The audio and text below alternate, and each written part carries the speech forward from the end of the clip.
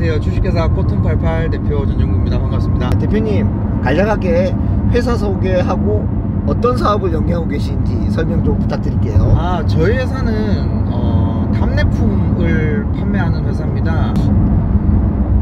답례품이면 구체적으로 뭐 어떤 종류인가요? 뭐 타월 이런 건가요? 제품군 같은 경우에는 저는 이제 주력 상품은 타올을 많이 판매를 하고 있고요. 처음에는 타올만 전문적으로 판매를 하다가 이제 소비자분들이 너네 회사는 왜 타올밖에 없어? 이렇게 하다 보니까 타올하고 어울리는 게 뭘까? 이제 이런 고민을 하면서 뭐 핸드워시라든지 아니면 뭐 어메니티라든지 이런 타올하고 어울리는 것들을 하나하나씩 OEM을 통해 가지고 제품을 늘려 나갔습니다. 처음에는 돌 답례품, 그러니까 자수 타월 위주로 사업을 하셨잖아요. 네네. 그 시장하고 지금 하고 있는 사업하고는 뭐가 좀 틀린가요? 처음에 들어갔던 시장은 돌 답례품을 전문적으로 하는 회사를 운영을 했습니다. 원래는 저도 다른 기프트 회사들처럼 뭐 관공서나 뭐 기업 특판이나 큰 시장에서 기프트 사업을 하고 싶었는데 제가 20대 초중반 때부터 이 사업을 시작을 했는데 나이가 너무 어리다 보니까 이제 정부 사업, 이제 관공서 사업이라든지 아니면 기업을 상대로 하는 탄축 시장에 들어가기에는 규모가 너무 작았습니다. 그러다 보니까 자연스레 작은 시장, 소규모 탄촉, 돌잔치 답례품 쪽으로 눈을 좀 돌렸고, 돌 특성화된 수건을 커스텀 해가지고 자수로서 커스텀을 해서 할 수 있는 돌 답례품을 좀 전문적으로 하는 회사를 만들었습니다. 처음에 네. 언제 몇 명이서 어떻게 시작하셨어요? 저는 25살 때 혼자 사업을 시작했고요. 자, 대표님이 생각했을 때 네. 답례품 시장이 어떤 점이 좋습니까? 답례품 시장의 가장 좋은 점은 쌓이는 일입니다. 쌓인다라는 말이 뭐냐면, 올해에 A라는 회사가 근로자의 날 행사 답례품을 준비를 하셨어요. 그래서 그걸 우리 회사에서 했다. 그리고 저는 한 건을 했어요. 내년에 저는 B라는 회사를 4월 달에 영업을 나갔어요. 5월 1일 근로자의 날에 우리 회사에서 답례품을 해주십사 영업을 나갔는데, 그래서 그것도 내년에 한 건을 했어요. 그런데 재밌는 게 뭐냐면, 작년 A라는 회사에 그 나갔던 답례품을 준비했던 그 회사가 내년에도 또 준비를 한다라는 거죠. 제가 말을 잘 못하는데, 그러니까 계속 이게 고객이 그렇죠. 쌓인다. 꾸준히 늘어난다. 그렇죠. 근데 그게 정기적으로 구매하는 고객이 늘어난다. 매년 작년에는 한 건이었던 게 올해는 2건, 내년에는 3건, 계속 이렇게 쌓이는 건수가 늘어나기 때문에 사업 초반에는 자동차 딜러, 뭐 부동산 그런 복비, 뭐 핸드폰 한 대를 판매하는 것보다 더디고 느릴지 몰라도, 이게 뭐 2년차, 3년차, 4년차, 5년차 넘어가면서 쌓이는데 가치가 있는 일이지 않나, 이런 생각합니다. 굉장히 그런 좋은 장점. 왜냐면 경기를 타고 쿠팡이나 어떤 사이트에서 잘 안 팔릴 때는 사실 답이 없는 거잖아요. 그렇죠.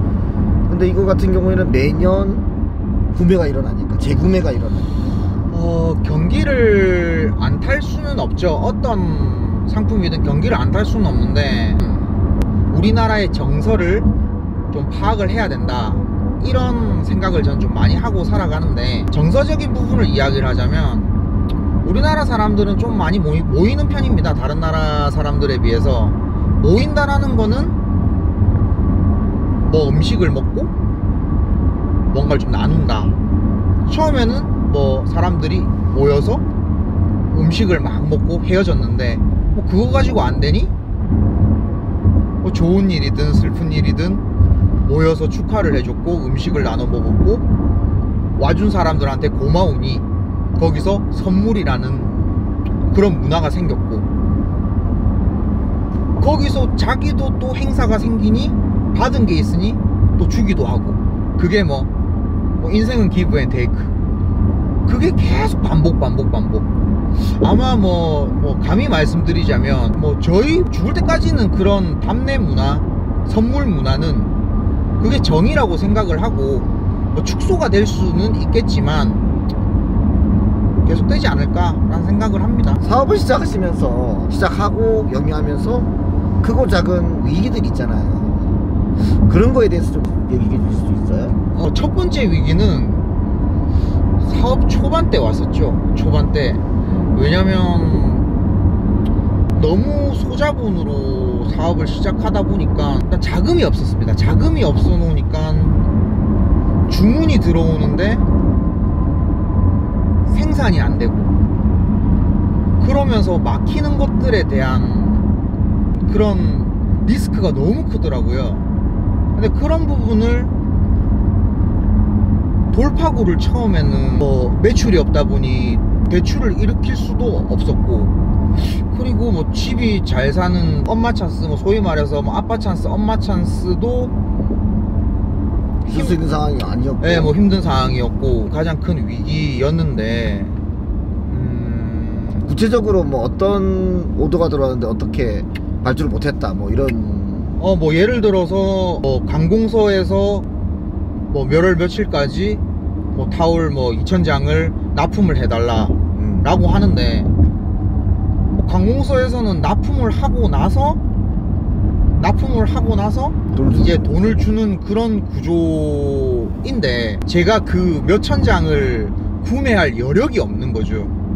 근데 관공서나 이런 곳에서는 돈을 절대 띄워먹지 않습니다.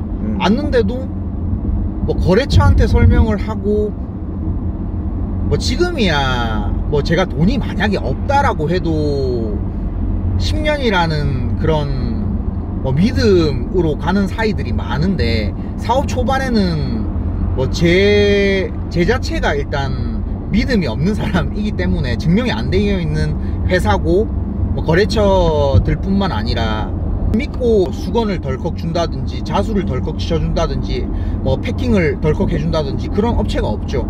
이제 그럴 때는 정말 좀 힘들었던 것 같고. 어떻게 돌파를 하셨죠?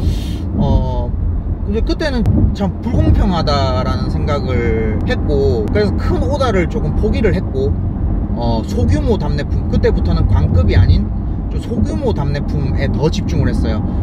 뭐 40장 내가 할 수 있는 캐파를 줄여 나갔죠. 소규모 답례품 20장짜리 40장짜리 100장 언더짜리는 왜 나는 100장밖에 타올을 살 돈이 없으니 그런 주문들만 먼저 시작을 했어요.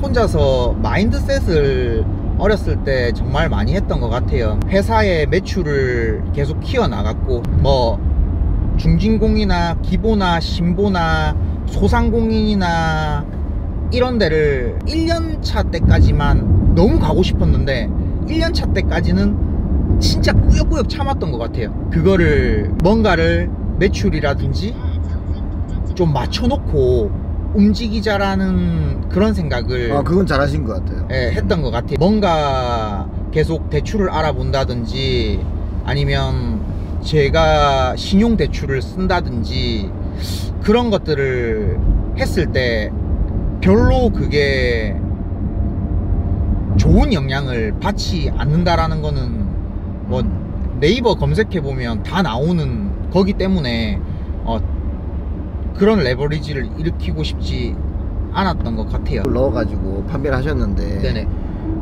그러고 난 후에 두 번째 단계는 어떻게, 위기를 어떤 식으로 타개한 거죠? 그러고 나서 저는 2년차 이제 1년차 지나고 나서는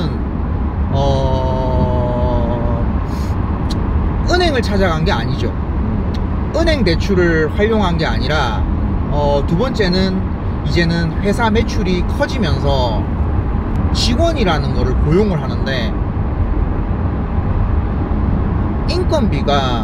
인건비가 순간적으로 너무 많이 올랐어요. 너무 많이 오르면서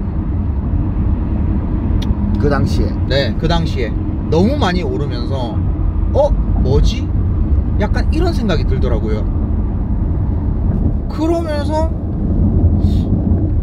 내가 생각했던 소비자가하고 원가 계산을 하지 않습니까?